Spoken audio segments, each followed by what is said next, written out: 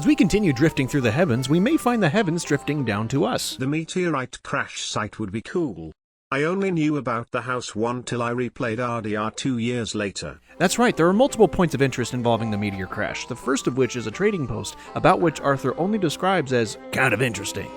Strange Man made a great video explaining the connection of this abandoned post with the meteorite, as it's all based on a real-life event that occurred in Siberia in 1908. Two brothers were camping out in a trading post when the impact occurred, and they became witnesses to the meteorite's effects, which matched the game. Hence the reason I included this as the first part of the trio that could have been better, but then again so could have my blurry reference picture. My fault, but the other two show massive improvement. Up next, of course, is the house that got hit with a shard of space rock.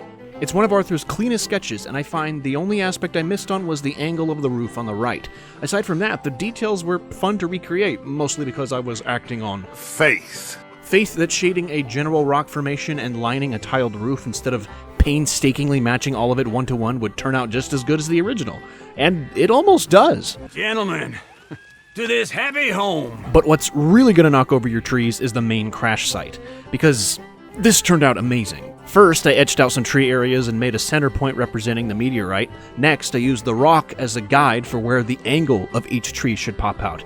Then, I went around the rock with the tree lines to outline the general shape of the sketch. And I hadn't pre-planned on doing it this way, but it just worked. It also didn't hurt that I matched each individual tree, as opposed to a general idea of a bunch of trees. Once I added the details on the branches and in the crater, boom, here it is. Perhaps the most accurate point of interest I've ever recreated, and it's more evidence that I need to keep going with this series.